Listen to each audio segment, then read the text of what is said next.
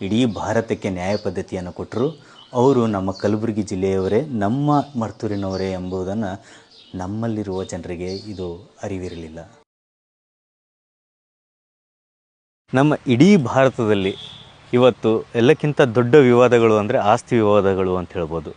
ಅದನ್ನು ನಾವು ಬಗೆಹರಿಸ್ತಾ ಇರೋದು ಸಿವಿಲ್ ಲಾಯಿಂದ.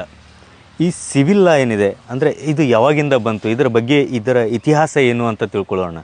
ಈ ಕೊಡುಗೆ ಯಾರು ಕೊಟ್ಟರು? ಈ ಪುಸ್ತಕ ಅಂದರೆ ಈ ಒಂದು ನ್ಯಾಯ ಪದ್ಧತಿ ಇದೇ ರೀತಿ ಇರಬೇಕು ಅನ್ನೋ ಒಂದು ಆಕೃತಿಯನ್ನು ಹಾಕಿಕೊಟ್ಟವ್ರು ಯಾರು, ಈ ಕಟ್ಟುಕೊಟ್ಟವ್ರು ಯಾರು ಅನ್ನೋದು ಇದರ ಒಂದು ಕುತೂಹಲ ವಿಷಯ ಏನಂದರೆ, ಇದು ಹುಟ್ಟುಕೊಂಡಿರ್ತಕ್ಕಂಥದ್ದು ನಮ್ಮ ಕಲಬುರಗಿಯಲ್ಲಿ ಅಂತ ಹೇಳೋದಕ್ಕೆ ನಮಗಿದು ಹೆಮ್ಮೆ ಅನಿಸುತ್ತೆ. 6ನೇ ವಿಕ್ರಮಾದಿತ್ಯ ಅವರ ಕಾಲದಲ್ಲಿ ಅವರ ನ್ಯಾಯಮಂಡಲದಲ್ಲಿ ಮಂತ್ರಿ ಆಗಿರ್ತಕ್ಕಂಥವರು ವಿಜ್ಞಾನೇಶ್ವರ ಅವರು ಬರೆದಿರ್ತಕ್ಕಂತಹ ಮಿತಾಕ್ಷರ ಎಂಬ ಗ್ರಂಥದ ಮೇಲೆಯೇ ಇಂದಿನ ನಮ್ಮ ಸಿವಿಲ್ ಲಾ ಅಂತ ಏನು ಹೇಳ್ತೀವಿ ಅದು ಸಂಪೂರ್ಣವಾಗಿ ಇದರಿಂದಲೇ ಒಂದು ರೂಪುಗೊಂಡಿರ್ತಕ್ಕಂತಹ ನ್ಯಾಯ ಪದ್ಧತಿ. 10ನೇ ಶತಮಾನದಲ್ಲೇ ಬರೆದಿರ್ತಕ್ಕಂಥ ಪುಸ್ತಕ ಇದು. ಅವ್ರು ಏನು ಮಾಡ್ತಾರೆ, ಹಲವಾರು ಸ್ಮೃತಿಗಳನ್ನು ಅಧ್ಯಯನ ಮಾಡಿಬಿಟ್ಟು, ಅಂದರೆ ಈಗ ಸ್ಮೃತಿಗಳಲ್ಲಿ ಎಷ್ಟೊಂದು ಬರ್ತವೆ. ಮನುಸ್ಮೃತಿ ಅಂತ ಹೇಳ್ತೀವಿ, ನಾರದ ಸ್ಮೃತಿ, ಬ್ರಹ್ಮ ಸ್ಮೃತಿ, ಯಜ್ಞವಲ್ಕಲ ಸ್ಮೃತಿ, ಈ ರೀತಿ ಸುಮಾರು ಸ್ಮೃತಿಗಳು ಬರ್ತವೆ. ಇವೆಲ್ಲವನ್ನು ಅಧ್ಯಯನ ಮಾಡ್ತಾರೆ. ಆದರೆ ಮುಖ್ಯವಾಗಿ ಇವರು ಆರಿಸ್ಕೊಂಡಿರ್ತಕ್ಕಂಥದ್ದು ಯಜ್ಞವಲ್ಕಲ ಸ್ಮೃತಿ ಅಂತ ಹೇಳ್ಬಿಟ್ಟು ಅದರ ಮೇಲೆ ವ್ಯಾಖ್ಯಾನ ಮಾಡ್ತಾರೆ. ಆ ವ್ಯಾಖ್ಯಾನ ಮಾಡಿರ್ತಕ್ಕಂತಹ ಪುಸ್ತಕವೇ ಮಿತಾಕ್ಷರ ಗ್ರಂಥ ಅಂತ ಹೇಳ್ತೀವಿ. ಮಿತಾಕ್ಷರ ಗ್ರಂಥದಲ್ಲಿ ಮುಖ್ಯವಾಗಿ ಹೇಳಿರ್ತಕ್ಕಂಥ ವಿಷಯಗಳಂದರೆ, ಹಿಂದೂ ಅವಿಭಾಜ್ಯ ಕುಟುಂಬಗಳಲ್ಲಿ ಆಸ್ತಿ ಹಂಚಿಕೆಯನ್ನು ಹೇಗೆ ಮಾಡಬೇಕು ಎಂಬುದನ್ನು, ಅದರಲ್ಲೂ ವಿಶೇಷವಾಗಿ ನಾವು ಇವತ್ತೇನು ನೋಡ್ತಾ ಇದ್ದೀವಿ, ಹೆಣ್ಣು ಮಕ್ಕಳಿಗೆ ತಂದೆಯ ಆಸ್ತಿಯಲ್ಲಿ ಪಾಲು ಬೇಕು ಎಂಬುದು ಈಗಲ್ಲ ಹೇಳಿರೋದು, ಇದು ಆಗಲೇ 10ನೇ ಶತಮಾನದಲ್ಲೇ ಈ ವಿಷಯವನ್ನು ಮಂಡಿಸಿದ್ರು. ಆ ರೀತಿ ಪರಿಪಾಲಿಸ್ತಾ ಇದ್ರು ವಿಕ್ರಮಾದಿತ್ಯ ರಾಜರ ಕಾಲದಲ್ಲಿ ಎಂಬುದು ಇದರ ಒಂದು ವಿಶೇಷತೆ. ಇದನ್ನು ಬರೆದವರೇ ನಮ್ಮ ವಿಜ್ಞಾನೇಶ್ವರರು ಅಂತ ಹೇಳೋದಕ್ಕೆ ಇದು ಹೆಮ್ಮೆ ಅನಿಸುತ್ತೆ. ಇಡೀ ಭಾರತದಲ್ಲಿ ಇವತ್ತು ನಾವು ಸಿವಿಲ್ ಲಾ ಏನು ಹೇಳ್ತೀವಿ ಅದನ್ನು ಪ್ರಾಕ್ಟೀಸ್ ಮಾಡ್ತಾ ಇರೋದು, ಒಂದು ಮಿತಾಕ್ಷರ ಲಾ ಅಂತ ಹೇಳ್ತೀವಿ, ಇನ್ನೊಂದು ದಾಯಿಬಾಗ್ ಲಾ ಅಂತ ಹೇಳ್ತೀವಿ. ಇವೆರಡರ ಮಧ್ಯವಿರುವ ವ್ಯತ್ಯಾಸ ಏನಂದರೆ, ದಾಯಿಬಾಗ್ ಲಾ ಏನು ಹೇಳುತ್ತೆ ಅಂದರೆ, ತಂದೆಯ ಮರಣದವರೆಗೂ ಆತನ ಆಸ್ತಿಯನ್ನು ಹಂಚುವುದಕ್ಕಾಗುವುದಿಲ್ಲ, ಪಾಲು ಮಾಡುವ ಹಾಗಿಲ್ಲ ಅಂತ ಹೇಳ್ಬಿಟ್ಟು. ಆದರೆ ಈ ಮಿತಾಕ್ಷರ ಲಾ ಅಲ್ಲಿ ಏನು ಹೇಳ್ತದೆ ಅಂದರೆ, ತಂದೆ ಜೀವಂತವಾಗಿರುವಾಗಲೇ ಆತನ ಆಸ್ತಿಯನ್ನು ಪಾಲು ಮಾಡಬಹುದು ಅಂತ ಹೇಳುತ್ತೆ. ಇದು ಅದರ ಒಂದು ಸೌಂದರ್ಯ. ಹಾಗಾದರೆ ಈ ಮಿತಾಕ್ಷರ ಲಾ ಏನಿದೆ, ಇಡೀ ಭಾರತದಲ್ಲಿ ಅಸ್ಸಾಂ ಮತ್ತು ಬಂಗಾಳ 2 ಸ್ಟೇಟನ್ನು ಬಿಟ್ಟು ಇಡೀ ಭಾರತದಲ್ಲಿ ಈ ಲಾ ಇವಾಗ ನಾವು ಈಗಲೂ ಸಹ ಪ್ರಾಕ್ಟೀಸ್ ಮಾಡ್ತಾ ಇದ್ದೀವಿ ಅನ್ನೋದು ಇದರ ವಿಶೇಷತೆ. ಸೊ ಅಂಥ ಮಿತಾಕ್ಷರರ ಒಮ್ಮೆ ಬರೆದಿರ್ತಕ್ಕಂತಹ ಕರ್ತು ಅಥವಾ ಅದರ ಜನಕ ವಿಜ್ಞಾನೇಶ್ವರರು, ಅವರನ್ನು ಒಂದು ಸಾರಿ ನೋಡಬೇಕಲ್ಲ, ನಮಿಸಬೇಕಲ್ಲ, ಅವರೇ ಇವರು.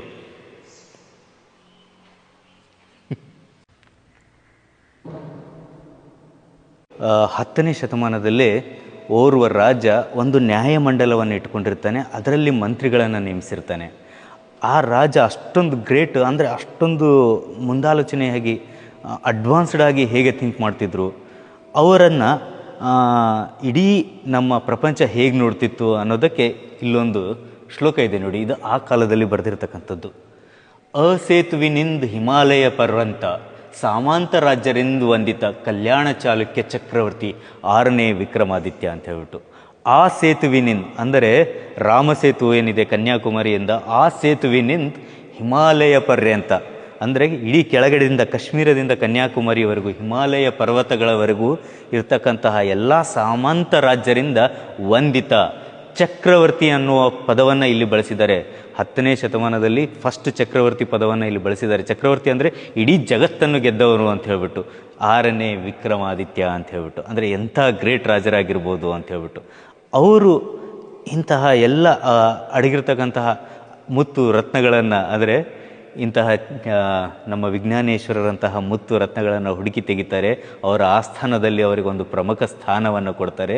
ಅವರು ಈ ನೆಲದಲ್ಲಿ ಅವರ ಕಾರ್ಯವಾಸವನ್ನು ಮಾಡ್ತಾರೆ. ಈ ನೆಲ ಅಂದರೆ ಮರ್ತೂರು, ನಮ್ಮ ಕಲಬುರಗಿ ಜಿಲ್ಲೆಯ ಮರ್ತೂರು ಎಂಬ ಗ್ರಾಮ ಅವರ ಕಾರ್ಯಸ್ಥಾನವಾಗುತ್ತೆ. ಇಲ್ಲಿ ಅವರು ಬರೆದಿರ್ತಕ್ಕಂತಹ ಗ್ರಂಥವೇ ಮಿತಾಕ್ಷರ ಗ್ರಂಥ ಅಂತ ಹೇಳ್ತೀವಿ. ಸೊ ಅದನ್ನು ಸಹ ಅವರಿಗೆ ಅರ್ಪಿಸುವಾಗ ಇಲ್ಲಿ ನಡೆದಿರ್ತಕ್ಕಂಥ ಒಂದು ಘಟನೆ ಏನು ಹೇಳ್ತಾರೆ ಅಂದರೆ, ಅರಿರಾಯ ಮುಕುಟತಾಡಿತ ಚರಣಂ ನೆಗಳ್ದಿ ವಿಕ್ರಮಾಂಕನ ರತ್ನಾಕರ ನಿಚಿತ ಮುಕುಟತಾಡಿತ ಚರಣಂ ವಿಜ್ಞಾನ ದೇವರಂ ಕೇವಳಮೇಂ ಅಂತ ಹೇಳ್ಬಿಟ್ಟು. ಇದರ ಅರ್ಥ ಏನು ಅಂದರೆ, ಈ ಪುಸ್ತಕವನ್ನು, ಈ ಗ್ರಂಥವನ್ನು ಅವರಿಗೆ ಅರ್ಪಿಸುವಾಗ ಇವರ ಜ್ಞಾನಕ್ಕೆ ಅವರು ತಲೆ ವಂದಿಸ್ತಾರೆ. ಯಾರು? ಇಡೀ ಪ್ರಪಂಚವನ್ನು ಗೆದ್ದಿರ್ತಕ್ಕಂಥ 6ನೇ ವಿಕ್ರಮಾದಿತ್ಯ ಅವರು ನಮ್ಮ ವಿಜ್ಞಾನೇಶ್ವರರಿಗೆ ವಂದಿಸ್ತಾರೆ. ವಂದಿಸುವಾಗ ಇಷ್ಟೊಂದು ಸಾಮಂತರು, ಅಂದರೆ ನಮ್ಮ ರಾಮಸೇತುವಿನಿಂದ ಹಿಡಿದು ಹಿಮಾಲಯ ಪರ್ವತವರೆಗೂ ಇರ್ತಕ್ಕಂಥ ಎಲ್ಲ ರಾಜರು, ಸಾಮಂತರು ವಂದಿಸಿರ್ತಕ್ಕಂತಹ ವಿಕ್ರಮಾದಿತ್ಯನವರ ಕಿರೀಟ ಅದು ಸಹ ಬಾಗುತ್ತೆ. ಅದರಲ್ಲಿ ಏನು ಜೋಡಿಸಿರ್ತಾರೆ ಮುತ್ತು ರತ್ನಗಳು, ವಜ್ರಗಳು, ಆ ಮುತ್ತು ರತ್ನಗಳ ಮೇಲೆ ಪ್ರತಿಫಲಿಸುವ ಕಿರಣ ಇವರ ಪಾದಗಳಿಗೆ ಸ್ಪರ್ಶಿಸುತ್ತೆ ಅಂತ ಹೇಳ್ಬಿಟ್ಟು ಹೇಳಿದ್ದಾರೆ. ಅಂದರೆ ಈ ಜ್ಞಾನಕ್ಕೆ ಇಡೀ ಪ್ರಪಂಚವನ್ನು ಗೆದ್ದಿರ್ತಕ್ಕಂಥ ಚಕ್ರವರ್ತಿಯು ತಲೆಬಾಗಿದ್ದಾನೆ, ಇವರ ಚರಣಗಳಲ್ಲಿ ಅದರ ಬೆಳಕು ಪ್ರತಿಫಲಿಸಿತ್ತು ಅನ್ನೋದು ಈ ಒಂದು ಶ್ಲೋಕದ ಅರ್ಥ ಅಂತ ಹೇಳ್ಬೋದು. ಇದು ಶಿಲಾಶಾಸನದಲ್ಲಿ ನಮಗೆ ಸಿಗುತ್ತೆ. ನಾವು ಯಾವುದನ್ನು ಸುಮ್ಮನೆ ನಂಬೋದಿಲ್ಲ. ಪರೀಕ್ಷಾತ್ ಅಪರೀಕ್ಷೇತ್ ಅಂತ ಹೇಳ್ಬಿಟ್ಟು ಹೇಳ್ತೀವಿ. ಅಂದರೆ ಯಾವ ವಿಷಯವನ್ನು ಸಹ ಸುಮ್ಮನೆ ನೋಡೋದಿಲ್ಲ, ಪ್ರತ್ಯಕ್ಷವಾಗಿ ನೋಡಿದರೂ ಪ್ರಮಾಣಿಸಿ ನೋಡು ಅಂತ ಹೇಳ್ತೀವಿ. ನಾವು ಕೇಳೋದೇನೆಂದರೆ ಫಸ್ಟ್ ಪ್ರೂಫ್ ಏನಿದೆ, ಪ್ರಮಾಣ ಏನು ಕೊಡ್ತೀರಾ ಅಂತ ಹೇಳ್ಬಿಟ್ಟು. ಸೊ ಇದೆಲ್ಲ ವೃತ್ತಾಂತ ನಡೆದಿದ್ದು. ಅಂದರೆ ವಿಕ್ರಮಾದಿತ್ಯನವರು ಈ ಮರ್ತೂರಿಗೆ ಭೇಟಿ ಕೊಟ್ಟಿರ್ತಕ್ಕಂಥದ್ದು, ಇಲ್ಲಿ ವಿಜ್ಞಾನೇಶ್ವರನವ್ರನ್ನ ನಮಿಸಿರ್ತಕ್ಕಂಥದ್ದು ಎಲ್ಲವೂ ಈ ಶಾಸನದಲ್ಲಿ ರಚಿತವಾಗಿದೆ. ಸೊ ಈ ಶಾಸನ ನಮಗೆ ಸಿಕ್ಕು ಇಂದಿಗೆ 901 ವರ್ಷಗಳಾದವು. ಅವರು ಯಾವಾಗ ಬಂದಿದ್ದರು ಅನ್ನೋದಕ್ಕೂ ಒಂದು ಎಕ್ಸಾಕ್ಟ್ ಡೇಟ್ ಇದೆ. ಅದನ್ನು ಅವರ ಇದರಲ್ಲಿ ಹೇಳಿದ್ದಾರೆ. ಅದನ್ನು ಅನುವಾದಿಸಿ ಹೇಳಿರ್ತಕ್ಕಂಥದ್ದು ಇಲ್ಲಿ 6ನೇ ಜನವರಿ 1123 ಕಲ್ಯಾಣ ಚಾಲುಕ್ಯ ಚಕ್ರವರ್ತಿ 6ನೇ ವಿಕ್ರಮಾದಿತ್ಯರು ಮರ್ತೂರಿಗೆ ಆಗಮಿಸಿದ್ದರು ಅಂತ ಹೇಳ್ಬಿಟ್ಟು ಹೇಳ್ತೀವಿ. ಸೊ ಇಲ್ಲಿಗೆ ಅವರು ಬಂದು 901 ವರ್ಷಗಳಾದವು. ಈ ಶಾಸನಕ್ಕೂ ಸಹ 901 ವರ್ಷಗಳಷ್ಟು ಆಯುಷ್ಯ ಆಯಿತು. ಭಾರತಕ್ಕೆ ಒಂದು ನ್ಯಾಯ ಪದ್ಧತಿಯನ್ನು ಕೊಟ್ಟವರು ಯಾರು ಅಂತ ಕೇಳಿದಾಗ ನಮ್ಮಲ್ಲಿರುವವರಿಗೆ ಈ ವಿಷಯದ ಅರಿವಿಲ್ಲ. ಹಾಗಾದರೆ ಇಡೀ ಪ್ರಪಂಚಕ್ಕೆ ಈ ವಿಷಯ ತಲುಪೋದು ಯಾವಾಗ? ಸೊ ಅದರ ನೆನಪಿಗಾಗಿ ಇಲ್ಲಿ ಒಂದು ಸ್ಮಾರಕವನ್ನು ಕಟ್ಟಲಾಯಿತು, ಒಂದು ಸೊಸೈಟಿ ನಿರ್ಮಾಣ ಮಾಡಲಾಯಿತು, ಹಾಗೂ ಒಂದು ಗ್ರಂಥಾಲಯವನ್ನು ಇಲ್ಲಿ ನಿರ್ಮಿಸಲಾಯಿತು. ಅದಕ್ಕೆ ಭೂದಾನವಾಗಿ ಕೊಡ್ತಾರೆ ನಮ್ಮ ಶ್ರೀ ಗುಂಡಪ್ಪ ಕಂಬಾರ್ ಎಂಬುವರು. ಅದಕ್ಕೆ 1/2 ಎಕರೆ ಜಮೀನನ್ನು ಈ ಸ್ಮಾರಕ ಕಟ್ಟಲು ಅವರು ಭೂದಾನವನ್ನು ಕೊಡ್ತಾರೆ. ಆ್ಯಕ್ಚುಲಿ ಈ ಶಾಸನ ನಮಗೆ ಸಿಕ್ಕಿದ್ದು ಮರ್ತೂರಿನ ಕಾಳಿಂಗೇಶ್ವರ ದೇವಸ್ಥಾನದಲ್ಲಿ. ಅದನ್ನು ಇಲ್ಲಿ ತಂದು ಅದನ್ನು ಜೋಪಾನವಾಗಿ ಇಡಲಾಗಿದೆ, ಸಂರಕ್ಷಿಸಲಾಗಿದೆ ಅಂತ ಹೇಳ್ಬೋದು. ನಮ್ಮ ಈ ವಿಜ್ಞಾನೇಶ್ವರ ಪ್ರತಿಷ್ಠಾನ ಟ್ರಸ್ಟ್ ಮರ್ತೂರು ಅಂತ ಹೇಳಿಬಿಟ್ಟು ಒಂದು ಟ್ರಸ್ಟನ್ನು ಫಾರ್ಮ್ ಮಾಡಿಬಿಟ್ಟು ಅದರ ಅಡಿಯಲ್ಲಿ ಇಂದು ಈ ಶಾಸನವನ್ನು ಸಂರಕ್ಷಿಸಲಾಗ್ತಾ ಇದೆ. ಈ ವಿಷಯವನ್ನು ಜನರಿಗೆ ತಲುಪಿಸಲಾಗ್ತಾ ಇದೆ. ಸೊ ಇಂತಹ ಟ್ರಸ್ಟ್ಗಳು ಎಲ್ಲ ಊರುಗಳಲ್ಲಿ ಹುಟ್ಕೋಬೇಕು. ಆ ಊರಿನ ಒಂದು ಪ್ರಾಚೀನ ಕಥೆಗಳನ್ನು ಸಂರಕ್ಷಿಸಿಟ್ಕೊಳ್ಬೇಕು. ಅದಕ್ಕೆ ಸಂಬಂಧಪಟ್ಟ ಕುರುಹುಗಳನ್ನು ಮುಂದಿನ ಒಂದು ಜನರೇಷನ್ಗೆ ತಲುಪಿಸಬೇಕು. ಇವರು ಆ ನಿಟ್ಟಿನಲ್ಲಿ ಇಡೀ ನಮ್ಮ ಭಾರತಕ್ಕೆ, ನಮ್ಮ ಕಲ್ಯಾಣ ಕರ್ನಾಟಕಕ್ಕೆ, ಎಲ್ಲ ಒಂದು ಹಳ್ಳಿಗಳಿಗೆ ಮಾದರಿಯಾಗಿ ನಿಲ್ತಾರೆ. ವಿಜ್ಞಾನೇಶ್ವರನವರು ನಮ್ಮ ಕಲಬುರಗಿಯವರೇ, ಮರ್ತೂರಿನವರೇ, ನಮ್ಮ ಮರ್ತೂರಿ ನಿವಾಸಿಯಾಗಿದ್ದರು. ಇವರೇ ಮಿತಾಕ್ಷರ ಗ್ರಂಥವನ್ನು ರಚಿಸಿದರು. ಇದೆಲ್ಲವನ್ನು ಬೆಳಕಿಗೆ ತಂದವರು ಓರ್ವರಿದ್ದಾರೆ, ಓರ್ವ ಮಹನೀಯರು, ಪ್ರಾತಃ ಕಾಲ ಮಹನೀಯರು ಅಂತ ಏನು ಹೇಳ್ತೀವಿ. ಅಂಥವ್ರನ್ನ ನಾವು ಈ ಕ್ಷಣದಲ್ಲಿ ನೆನಪಿಸ್ಕೊಳ್ಳಲೇಬೇಕು. ಅವರು ಎಲ್ಲದಕ್ಕೂ ದೂರವಾಗಿ ಎಲೆಮರೆಯ ಕಾಯಿ ಥರ ಹೊತ್ಕೊಂಡು ಕೂತಿದ್ದಾರೆ. ಇಲ್ಲಿ ಬನ್ನಿ ತೋರಿಸ್ತೀನಿ. ರಾಮ ಜೋಯಿಶ್ರವರು ಮುಖ್ಯ ನ್ಯಾಯಾಧೀಶರಾಗಿ ಬೆಂಗಳೂರಿನಲ್ಲಿ ಕಾರ್ಯನಿರ್ವಹಿಸಿರ್ತಾರೆ. ನಿವೃತ್ತ ನ್ಯಾಯಾಧೀಶರು, ಚೀಫ್ ಜಸ್ಟಿಸ್ ರಾಮ ಜೋಯಿಶ್ರವರು. ಇವರೇ ಇದೆಲ್ಲದಕ್ಕೂ ಗುರುತಿಸಿ ಇಂತಹ ಒಂದು ಸ್ಮಾರಕ ಆಗಬೇಕು, ಇದನ್ನು ನಾವು ಮುಂದಿನ ಪೀಳಿಗೆಗೆ ಈ ವಿಷಯವನ್ನು ವರ್ಗಾಯಿಸಬೇಕು ಅಂತ ಒಂದು ಅಡಿಗಲ್ಲು ಇಟ್ಟವರು.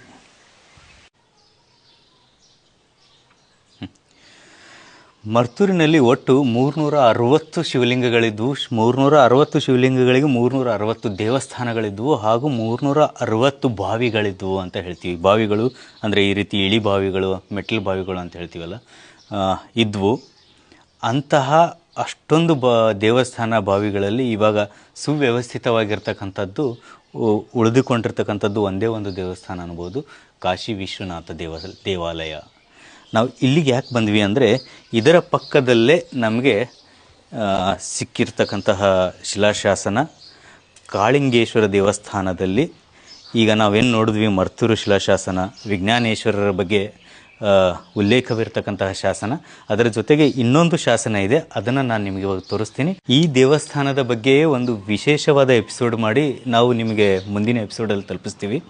ಇವಾಗ ಸದ್ಯಕ್ಕೆ ಈ ದೇವಸ್ಥಾನ ಯಾಕೆ ತೋರಿಸ್ತಾ ಇದ್ದೀವಿ ಅಂದರೆ, ನಾವು ಅಲ್ಲಿ ಸ್ಥಾಪಿಸಿರ್ತಕ್ಕಂತಹ ಶಿಲಾಶಾಸನವೇನು ನೋಡಿದ್ವಲ್ಲ, ವಿಜ್ಞಾನೇಶ್ವರ ಅವರ ಹೆಸರು ಉಲ್ಲೇಖವಾಗಿರ್ತಕ್ಕಂತಹ ಶಿಲಾಶಾಸನ ದೊರೆತಿದ್ದು ಈ ಕಾಶಿ ವಿಶ್ವನಾಥ ದೇವಾಲಯದ ಪಕ್ಕದಲ್ಲಿ ಇರತಕ್ಕಂತಹ ಇನ್ನೊಂದು ದೇವಾಲಯ ಇದೆ.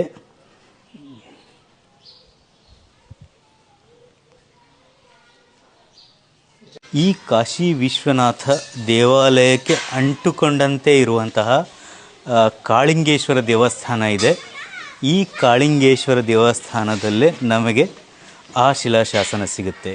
ಇದೇ ಸ್ಥಳದಲ್ಲಿ ಸ್ನೇಹಿತರೆ, ಈ ಸ್ಥಳದಲ್ಲಿ ಅನಾಥವಾಗಿ ಬಿದ್ದಿತ್ತು ಆ ಕಲ್ಲು. ಅದನ್ನು ಇಂದು ಗುರುತಿಸಿ ನಾವು ಆ ಅದಕ್ಕೆ ತಕ್ಕ ಒಂದು ಸ್ಥಾನಮಾನ ದೊರಕಿದೆ ಅಂತ ಹೇಳ್ಬೋದು. ಈ ದೇವಸ್ಥಾನದಲ್ಲಿ ನಮಗೆ ಇನ್ನೊಂದು ಶಿಲಾಶಾಸನವಿದೆ ಚಿಕ್ಕದು. ಅದರಲ್ಲೂ ಸಹ ಅವರ ಒಂದು ಹೆಸರು, ಅವರ ಕುಟುಂಬದ ಬಗ್ಗೆ ಉಲ್ಲೇಖವಿರುತ್ತೆ. ಬನ್ನಿ ಇವಾಗ ಆ ಶಿಲಾಶಾಸನವನ್ನು ನೋಡ್ಬೋದು. ವಿಜ್ಞಾನೇಶ್ವರ ಅವರ ಮೊದಲ ಹೆಸರು ಕಂಚ ಅಂತ ಹೇಳಿಬಿಟ್ಟು, ಇವರ ತಂದೆಯ ಹೆಸರು ಸೋಮರಾಜ್ ಹಾಗೂ ತಾಯಿಯ ಹೆಸರು ಬಂದುಬಿಟ್ಟು ಭಾಗ್ಯವನಿತೆ ಅಂತ ಹೇಳ್ಬಿಟ್ಟು, ಇವರ ಹೆಂಡತಿಯ ಹೆಸರು ಬಂದುಬಿಟ್ಟು ಕೇತಿ ಕಬ್ಬೆ ಅಂತ ಹೇಳ್ಬಿಟ್ಟು, ಇವರಿಗೆ 4 ಜನ ಸುಪುತ್ರರಿರ್ತಾರೆ. ಅವರಲ್ಲಿ ಒಬ್ಬರಾಗಿರ್ತಕ್ಕಂತಹ ಬೀತಿರಾಜು ಎಂಬುವವರಿಗೆ ಶಿವ ಮತ್ತು ಮಹಾದೇವ ದೇವಸ್ಥಾನಗಳನ್ನು ಅದರ ಮೇಲ್ವಿಚಾರಣೆಯನ್ನು ಒಪ್ಪಿಸಲಾಗುತ್ತೆ ಈ ಮರ್ತೂರಿನಲ್ಲಿ.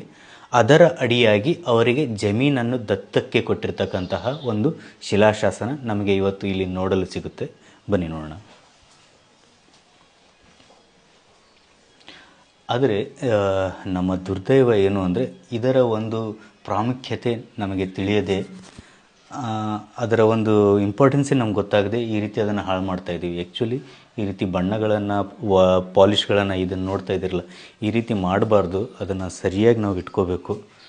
ಈ ರೀತಿ 2 ಶಿಲಾಶಾಸನಗಳು ಮರ್ತೂರಿನಲ್ಲೇ ಸಿಗುತ್ತವೆ. ನೀವು ಅಲ್ಲೇ ನೋಡಿದರೆ ಆ ಶಿಲಾಶಾಸನ ಸಹ ಸಿಕ್ಕಿದ್ದು ಇದೇ ಸ್ಥಳದಲ್ಲಿ. ಇವೆರಡೂ ಸಹ ವಿಜ್ಞಾನೇಶ್ವರರವರು ಮರ್ತೂರಿನಲ್ಲೇ ತಮ್ಮ ಜೀವನವನ್ನು ಸಾಗಿಸಿದ್ರು ಅನ್ನೋದಕ್ಕೆ ಪುರಾವೆಗಳನ್ನು ಕೊಡ್ತವೆ. ಮರ್ತೂರು ವಿಜ್ಞಾನೇಶ್ವರವರ ಕಾರ್ಯಸ್ಥಾನವಾಗಿತ್ತು. ಹಾಗಾದರೆ ಅವರ ಜನ್ಮಸ್ಥಳ ಯಾವುದು? ಅದು ಇಂದಿನ ಬೀದರ್ ಜಿಲ್ಲೆಯ ಭಾಲ್ಕಿ ಹಾಗೂ ಬಸವ ಕಲ್ಯಾಣ ಹತ್ತಿರ ಬರುವ ಮಾಸಿಮಾಡು ಎಂಬ ಊರು. ಅದು ವಿಜ್ಞಾನೇಶ್ವರ ಅವರ ಜನನ ಸ್ಥಳ. ಇಡೀ ಭಾರತವನ್ನು ತಮ್ಮ ತೆಕ್ಕೆಗೆ ತೆಗೆದುಕೊಂಡಂತಹ ಬ್ರಿಟಿಷರಿಗೆ ಆಗಿನ ಕಾಲದಲ್ಲಿ ಈ ಸಾಮಾಜಿಕ ಜಗಳಗಳನ್ನು ಬಗೆಹರಿಸುವುದು ಒಂದು ದೊಡ್ಡ ತಲೆನೋವಾಗಿತ್ತು. ಇಡೀ ಕನ್ಯಾಕುಮಾರಿಯಿಂದ ಹಿಡ್ಕೊಂಡು ಕಾಶ್ಮೀರದವರೆಗೂ ಎಲ್ಲರಿಗೂ ಸಂಬದ್ಧವಾಗಿರ್ತಕ್ಕಂತಹ ಒಂದು ನ್ಯಾಯ ಪದ್ಧತಿ ಅವರಿಗೆ ಬೇಕಾಗಿತ್ತು. ಅದಕ್ಕಾಗಿ ಬ್ರಿಟಿಷ್ ಅಧಿಕಾರಿಯಾಗಿರ್ತಕ್ಕಂಥ ಹೆನ್ರಿ ಥಾಮಸ್ ಕೂಲ್ಬರ್ಗ್ ಎಂಬುವರನ್ನು ಕರೆಸ್ತಾರೆ. ಅವರಿಗೆ ಈ ಮಿತಾಕ್ಷರ ಗ್ರಂಥವನ್ನು ಅನುವಾದ ಮಾಡಲಿಕ್ಕೆ ಹೇಳ್ತಾರೆ. ಸೊ ಪ್ರಪ್ರಥಮವಾಗಿ 1810ರಲ್ಲಿ ಈ ಮಿತಾಕ್ಷರ ಗ್ರಂಥ ಇಂಗ್ಲೀಷ್ಗೆ ಅನುವಾದವಾಗುತ್ತೆ. ಅಲ್ಲಿಂದಲೇ ಇಡೀ ಭಾರತ ಈ ನ್ಯಾಯ ಪದ್ಧತಿಗೆ ತಲೆಬಾಗಿಸುತ್ತೆ. ಭಾರತದಲ್ಲಿ ಯಾವುದೇ ತೀರ್ಮಾನವನ್ನು ಕೈಗೊಳ್ಳಬೇಕಾದರೆ ನಾವು ಮಿತಾಕ್ಷರ ಗ್ರಂಥವನ್ನು ಆಧಾರವಾಗಿಟ್ಟುಕೊಳ್ತೀವಿ. ಇದು ಅತ್ಯುತ್ತಮವಾದಂತಹ ಆಧಾರ ಎಂಬುದನ್ನು PV ಕಾಣೆ ಎಂಬುವವರು ದ ಹಿಸ್ಟರಿ ಆಫ್ ಹಿಂದೂ ಧರ್ಮಶಾಸ್ತ್ರ ಅಂತ ಒಂದು ಪುಸ್ತಕದಲ್ಲಿ ಮೆನ್ಷನ್ ಮಾಡಿದ್ದಾರೆ. ನಾವು ಅದನ್ನೇ ಇಂದು ಅಡಿಗಲ್ಲಾಗಿಟ್ಟುಕೊಂಡು ಹಿಂದೂ ಸಿವಿಲ್ ಲಾ ಪ್ರಾಕ್ಟೀಸ್ ಮಾಡ್ತಾಯಿದ್ದೀವಿ. ಇತಿಹಾಸದ ಪುಟಗಳಲ್ಲಿ ಕಳೆದು ಹೋಗಿರ್ತಕ್ಕಂತಹ ಇಂಥ ಮಹನೀಯರು, ಅಂದರೆ ಈಗ ನಾವು ಹೇಳ್ತವಲ್ಲ, ವಿಜ್ಞಾನೇಶ್ವರವರು ಇಡೀ ಭಾರತಕ್ಕೆ ನ್ಯಾಯ ಪದ್ಧತಿಯನ್ನು ಕೊಟ್ಟರು. ಅವರು ನಮ್ಮ ಕಲಬುರಗಿ ಜಿಲ್ಲೆಯವರೇ, ನಮ್ಮ ಮರ್ತೂರಿನವರೇ ಎಂಬುದನ್ನು ನಮ್ಮಲ್ಲಿರುವ ಜನರಿಗೆ ಇದು ಅರಿವಿರಲಿಲ್ಲ. ಇಂತಹ ಅದೆಷ್ಟೋ ಕಳೆದು ಹೋಗಿರ್ತಕ್ಕಂತಹ ಕಥೆಗಳನ್ನು ನಿಮ್ಮ ಮುಂದೆ ಮತ್ತೆ ತರ್ತೀವಿ. ತರುವ ಒಂದು ಗುರಿಯೇ ನಮ್ಮ ಜಿಜ್ಞಾಸೆ ಆಗಿರುತ್ತೆ.